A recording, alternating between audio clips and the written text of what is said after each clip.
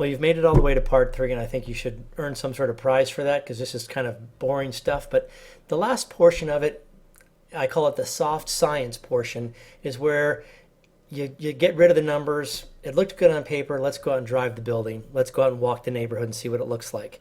And none of the numbers are going to make sense if you don't like the building, you don't like the neighborhood, and you wouldn't want to live there.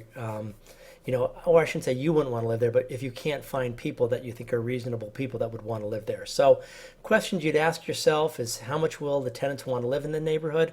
How much will the tenants want to live in that particular property? As you look at the property, you might decide, that it could be a high maintenance building or a low maintenance building.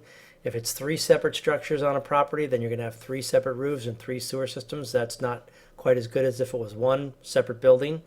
And what's going to happen is you're going to revise your estimates that you had on paper, either up or down. The building's going to get worse or it's going to get better.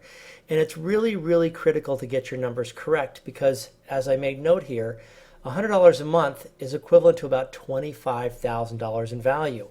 Simply, if you put $25,000 in the bank at 5%, you'd generate about $100 of income per month. So if you had a 4-unit building that was off by $100 per unit, you might misjudge that building's valuation by $100,000. Now, to quickly summarize how you're going to cull through all these properties, you're going to estimate the rents first, and you could use the quick method that I was a proponent of, and that's the rental rate per square foot, or you could use the rental rates per the type of unit it is. If it's a 2-bedroom, 1-bath, or a 1-bedroom, 1-bath, you can use the advertised rental figures, but again, I always take those with a grain of salt. Then, from those rental figures, calculate your gross multiplier, and if you know the relationship between the monthly rent and the price, you can quickly gauge that, or you can actually formally calculate it by calculating the annual income and taking the price divided by the annual income. If it is a gross multiplier that you think is going to generate the kind of cash flow you're looking for, then you're going to input it into your Excel spreadsheet and look at the exact numbers and see if anything needs to be adjusted.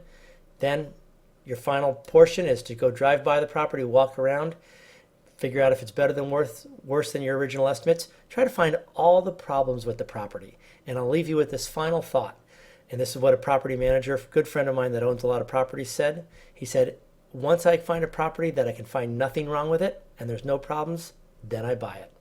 Thanks for taking the time to go through all three parts, and you have a great day. My name's John Dumke.